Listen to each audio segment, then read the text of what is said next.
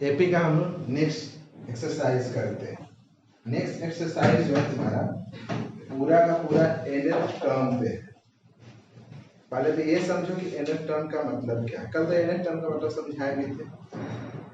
एक एपी को हम लोग लिखते हैं तो कल बताया था कि मान लो कि जैसे लिखे पहला टर्म 2 4 के मान लो 6 डॉट डॉट डॉट ऐसे करते हैं। तो हमें जान रहे कि पहला टर्म तुम्हारा ए है, फिर कॉमन डिफरेंस यहाँ पे कितना है डी प्लस इसके बीच का जो डिफरेंस होता है उसको हम लोग डी करते हैं।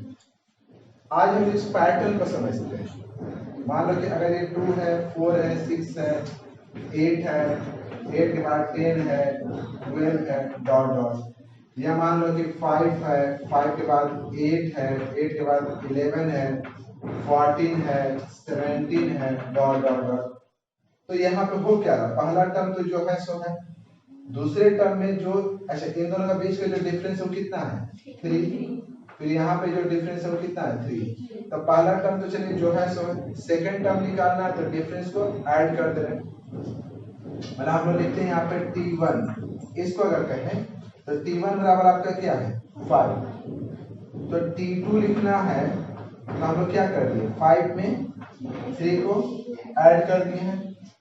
और अगर हमको t3 लिखना है तो 5 और प्लस 3, देखो 3 और फिर 3 दो बार 3 ऐड करना, तो हम लोग लिखते हैं 2 इंटू 3, 2 इंटू 3, तो आपका t थर्ड आ गया 11।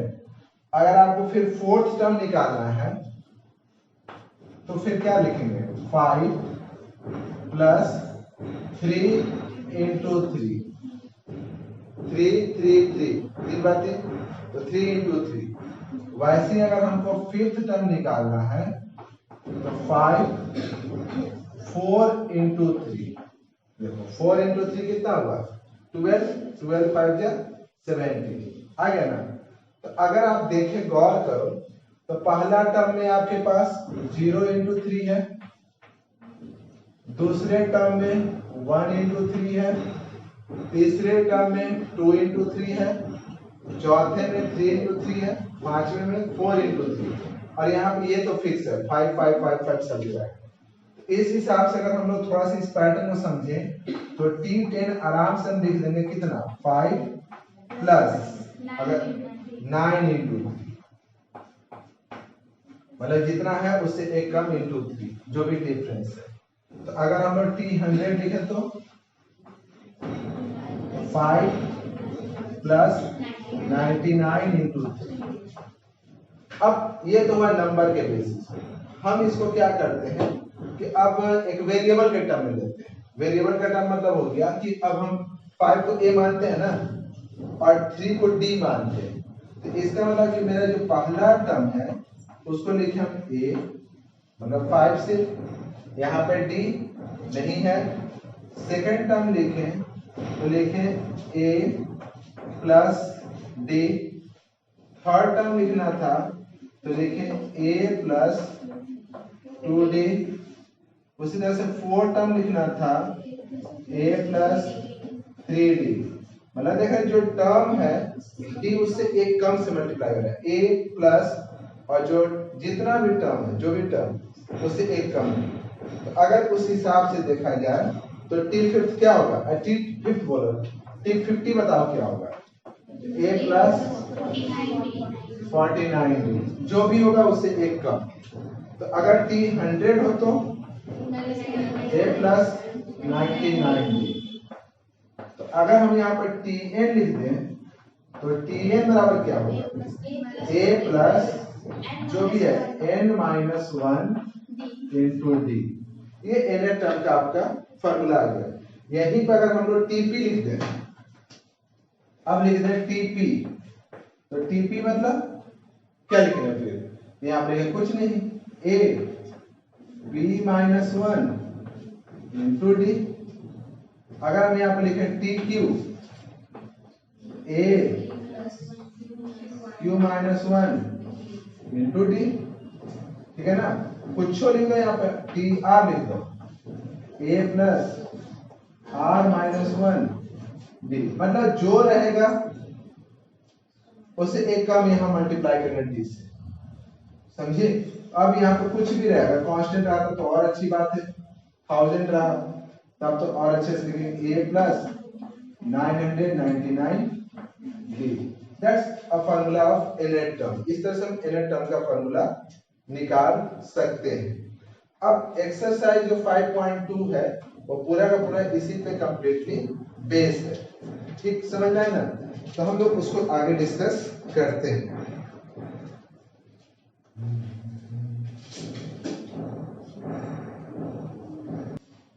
देखो तो फार्मूला तो तुम लोग को समझ में आ गया होगा कि फार्मूला क्या है। एक चीज यहाँ पे गौर करना कि जो हम तुमको TN करके बता रहे थे बार बार, एनसीईआरटी में उसको AN करके लिखा हुआ है। कल भी बताया था कि हम जो TN लिखते हैं एनसीईआरटी में उसको AN लिखता है। तो हम लोग आपको क्वेश्चन यहाँ पे दिया हुआ है, जैसे मान लो कि अब तो हमें जान ही रहे कि TN अगर हो इसका फार्मूला होगा a plus n minus 1 into T, और उसी को ये लिखेगा an की जगह पर लिखेंगे तो हम लोग यहाँ लिखेंगे a plus n minus 1 into T. तो हम बता रहे थे ना तुम लोग को कि हम लोग जो TN हम लोग बार बार n टर्म को TN लेते हैं, एनसीईआरटी में उसी को AN लेता है। तो TN a plus n minus 1 into T, तो AN a plus n minus 1 into T, दोनों में कोई खास फर्क नहीं है। जैसे हम यहाँ पे लिखेंगे T10 तो लिखेंगे a प्लस 9d, तो यहाँ पे एनसीईआरटी में उसी को क्या लिखेगा A10 तो लिखेंगे a प्लस 9d, एकदम डायरेक्ट लिखना है। अब कुछ क्वेश्चन हम करते हैं, एकदम बेसिक सा क्वेश्चन है। जैसे देखो शुरू में ना तो टेबल बना हुआ है, उसमें a दिया हुआ है, किसी में a दिया हुआ है, d दिया हुआ है, n दिया हुआ है और an निकालना है। इसमें लिखा हुआ a8 है, an लिखा हुआ है। तो देखो अगर मान लिया मेरे पास दिया हुआ है, ऐसे समझते हैं a बराबर दिया मान लो 7, d बराबर दिया हुआ है, d बराबर दिया हुआ है 3 और n बराबर दिया हुआ है 8। अब तुमको पूछ रहा है an n का वैल्यू यहाँ पे कितना है 8, उसका मतलब वो तुमसे a8 पूछ रहा है। तो a8 तो डायरेक्ट यहाँ पे क्या लिखेंगे a प्लस 7d लिख सकते हैं ना।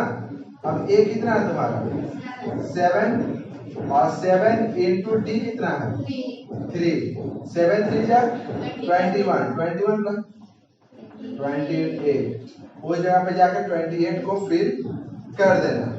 वैसे ही दिया हुआ है एक में a दिया हुआ है, -80, ठीक है ना, d नहीं दिया हुआ है, क्वेश्चन मार्क है, n दिया हुआ है 10 और an 0। an का मतलब यहाँ क्या हुआ a10, ये लिखेंगे हम लोग ऐसे डायरेक्ट a10 इक्वल्स टू 0।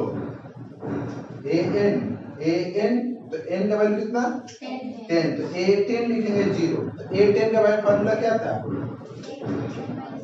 अब a10 0 है ना, तो इसका जब फार्मूला इधर नहीं लिखेंगे, अब इधर ही लिख देंगे a plus 9d equals to 0।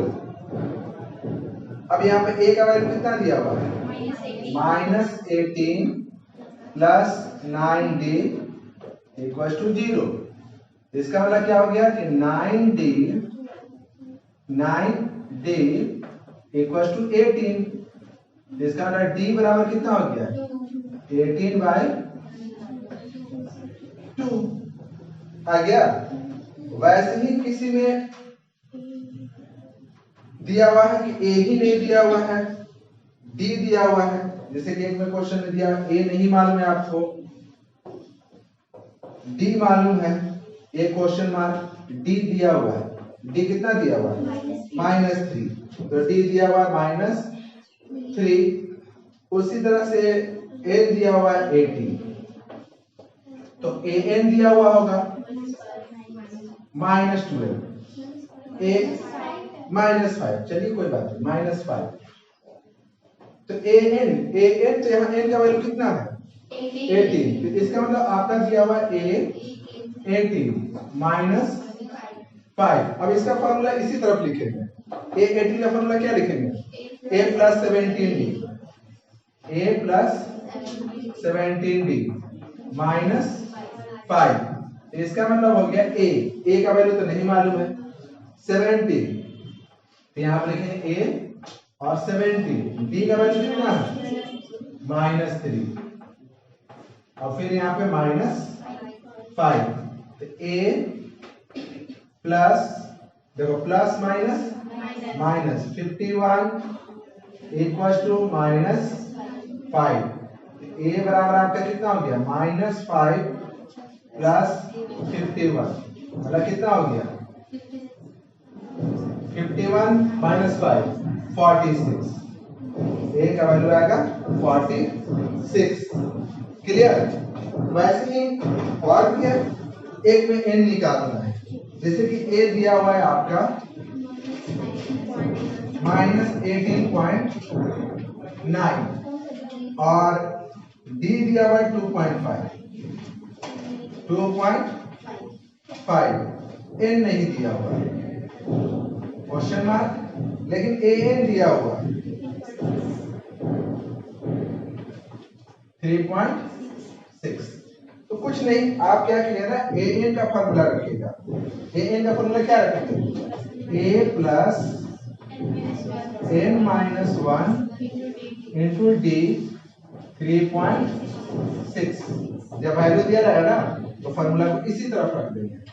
अब a देखिए कितना है -18.9 प्लस n माइनस 1 और d कितना है 2.5 3. इसको माइनस में उधर भेजेंगे तो प्लस में। अभी इसको ब्रेक मत करना, इसको ऐसे लिखना n माइनस 1 2.5 मल्टीप्लाई में, और ये हो गया आपका 3.6 और प्लस 18.9। ठीक ना? तो कितना हो गया, ऐड कीजिए तो इसको आप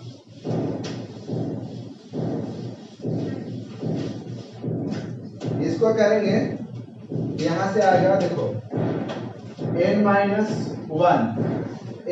1 ये दोनों का ऐड करेंगे तो 5, यहाँ पर जाएगा आपका 5, फिर कैरी 1 और फिर होगा 22.5, और ये जो मल्टीप्लाई में इधर आएगा तो ये इधर आएगा तो डिवाइड में, तो नीचे हम लिख देंगे 2.5, पॉइंट हटा दिए, पॉइंट हटा दिए। 225/25 कितना बार में कटेगा 9 टाइम्स में, ये 9 टाइम्स में आपका पूरा का पूरा कट जाएगा। n माइनस 1 इक्वल टू आ गया आपका 9। n बराबर कितना होगा 9 प्लस 1, n इक्वल टू 10। ऐसे भी अगर आपको n निकालना हो तो आपका दिमाग में अंडरस्टूड होना चाहिए कि n कभी भी फ्रैक्शन में नहीं हो सकता है, डेसिमल में नहीं हो सकता है, और n कभी नेगेटिव नहीं हो सकता है। अगर किसी केस में तुम सॉल्व करते करते अगर n का वैल्यू नेगेटिव आ गया या n का वैल्यू फ्रैक्शन में आ गया या डेसिमल में आ गया एग्जाम में, तो आप समझ लीजिएगा कि आप कहीं ना कहीं कुछ न कुछ गलती कर रहे हो, तो उसको फिर सॉल्व कर लो। समझ में आया? जब भी तुमको n निकालने के क्वेश्चन में दिया रहेगा तो हमेशा एक इंटीग्रल वैल्यू होगा। इंटीग्रल वैल्यू का मतलब और भी पॉजिटिव इंटीग्रल वैल्यू होगा। n 1 होगा, 2 होगा, 3 होगा, 4 होगा, 5 होगा, डेसिमल नहीं होगा, नेगेटिव नहीं होगा, फ्रैक्शन में नहीं होगा, ये सब नहीं होगा। समझ में आया? क्योंकि नंबर ऑफ टर्म है। जैसे क्लास के अंदर बच्चे जो होंगे वो कैसे होंगे, क्या वो फ्रैक्शन में हो सकते हैं? मेरे क्लास में कितने बच्चे हैं, तो मेरे क्लास में मान लो बोलेंगे 10.5 बच्चे हैं, कभी पॉसिबल नहीं है। वो जब भी होगा तो एक इंटीग्रल में होगा। या किसी चीज का मान लो कि कोई भी चीज का नंबर अगर निकालना हो तो नंबर हमेशा इंटीग्रल होता है मल्टीपल में, और भी पॉजिटिव इंटीग्रल होता है, नेगेटिव भी नहीं। तो ये तुम्हारा है। उसी तरीके से कुछ और बेसिक क्वेश्चन है जो बता देते हैं। जैसे क्वेश्चन नंबर 2 में दिया हुआ है ऑब्जेक्टिव टाइप का, तो जैसे कि दिया हुआ है 10 7 4 ... और पूछ रहा है कि इसका 30 टर्म क्या होगा, मतलब a 30 निकालना है। अगर हम एनसीईआरटी के हिसाब से चलते हैं 30 टर्म का मतलब a 30, तो फार्मूला डाल क्या लिखेंगे a प्लस 29d। अब यहां से a कितना है आपका 10 और d कितना लिखोगे -3, क्योंकि हमेशा d इस टर्म में से सेकंड टर्म में से फर्स्ट टर्म को माइनस करते हैं। तो 7 - 10 तो -3, यहाँ -3, तो ये आ गया आपका 10 -87, आपका आ गया -77। तो ये तो आसान सा क्वेश्चन है। वैसे ही आपका सेकंड वाला क्वेश्चन है, फ्रैक्शन में है, फ्रैक्शन से डरने की क्या बात है। तो आप फ्रैक्शन में हैं तो फिर वही लिखा हुआ है कि निकालना a11, तो हम देखो ऐसे लिख देते हैं a11, तो लिखेंगे इसका मतलब a प्लस 10d। अच्छा आपका AP दिया हुआ क्या है, AP दिया हुआ -3, फिर -1/2, फिर 2 डॉट डॉट डॉट, तो -3 -1/2। तो पहले हम कॉमन डिफरेंस निकाल लेते हैं।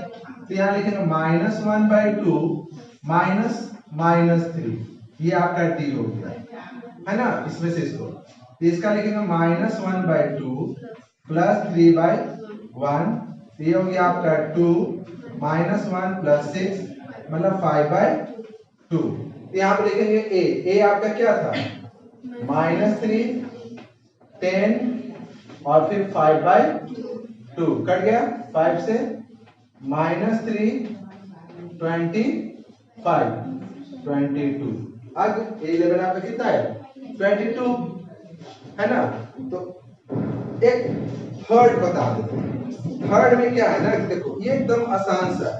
अगर हम कोई भी AP लिखे हो, जैसे एक हम बड़ा ही लेते हैं, जैसे लिखा हुआ मान लो -4 और बीच में आपका टर्म है, एक बॉक्स है, 2 बॉक्स है, 3 बॉक्स है, 4 बॉक्स है और लास्ट में क्या लिखा हुआ है 6। अब इसके अंदर आपको इस तरह से नंबर भरना है ताकि ये AP में हो, ठीक।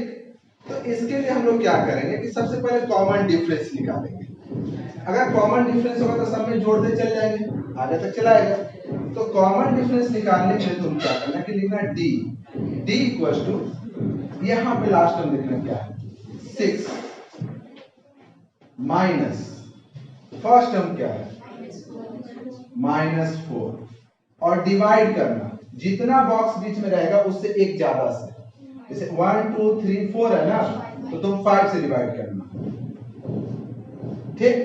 तो कितना हो गया 5 माइनस क्या हो गया प्लस 10/5 कितना हो गया 2, मतलब कॉमन डिफरेंस कितने का होगा 2 प्लस 2 की -2 प्लस 2, तो जोड़ते जाओ, -4 प्लस 2 कितना होता है -2 और फिर -2 फिर +2 कर दो तो 0, फिर 0 में 2 जोड़ दो, 2 4 6 अपने आप आ गया।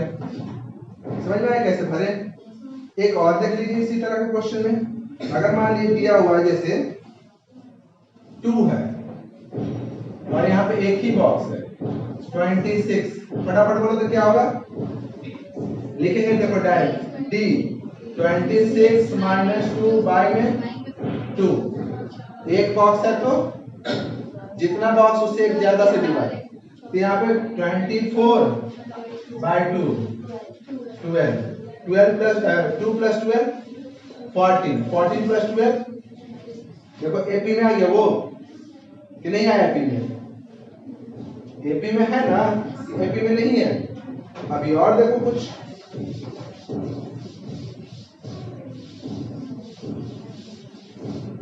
जैसे कि मान लिए 5 है और बीच में बॉक्स दिया हुआ है 2 और यहां दिया हुआ 9 1/2। पहला काम कॉमन डिफरेंस, लेकिन फ्रैक्शन में, तो फ्रैक्शन में रहता ना, तो जिसका फ्रैक्शन में अच्छी पकड़ है डिवाइड करने का, तब तो सिंपल वही प्रोसेस है जिस तरीके से हम करते हैं, और नहीं तो क्या करना ना कि पहले इसमें से इसको माइनस करना, ऐसे लिख देते हैं 9 1/2 माइनस 5 और यहाँ डिवाइड का साइन है, लाइन मत डिवाइड का साइन दिए, बॉक्स कितना है डिवाइड कितना से करेंगे 3 से, तो यहाँ पे हो गया कितना ये 19/2 माइनस 5/1, यहाँ पे 1 है, 1 तो नीचे में रह करता है, डिनोमिनेटर तो 1 छुपा होता, तो अगर इसको हम मल्टीप्लाई कर देते हैं ये उल्टा होता 1/3, तो यहाँ से एलसीएम ले लो, यहाँ से एलसीएम लोगे तो ये आएगा तुम्हारा 2 और फिर यहाँ से आएगा 19 माइनस 10 1/3, तो आ गया आपका कितना 9/2 1/3 3/2, 3/2 का मतलब होता है, अच्छा 3/2 आ गया, तो अब क्या कीजिए 5 उसमें 3/2 जोड़ना है, ये कॉमन डिफरेंस का मतलब क्या होगा उतना उतना जोड़ते चल जाओ, तो पहला टर्म निकालना होगा तो लिखेंगे 5 प्लस 3/2, एलसीएम ले लेंगे, यहाँ पर 2 होगा ना, फिर यहाँ पर लिखेंगे 10 प्लस 3 कितना हो गया 13/2, तो यहाँ पर लिखेंगे 13/2, फिर 13/2 में फिर कितना जोड़ देंगे, इसमें फिर जोड़ना है, इस टर्म में आना तो फिर डी ही में जोड़ेंगे, सब में तो कॉमन डिफरेंस ही जोड़ना है, तो फिर लिखेंगे 13/2 प्लस 3/2 16/2, 16/2 का मतलब हो गया ये 8, फिर उसमें जोड़ना देखना हुआ आ जाएगा। इस तरीके से हम लोग इसको बना सकते हैं, क्लियर है यहाँ तक। तो ये आपका कुछ बेसिक चीज हुआ एपी का कि किस तरह से हम टर्म निकालेंगे, इनर टर्म क्या होता है, बीच में कॉमन डिफरेंस कैसे निकालेंगे। अब जो आगे का क्वेश्चन है बस इन्हीं सब से मिला करके वर्ड प्रॉब्लम बेस्ड क्वेश्चन है, उसको देखते हैं।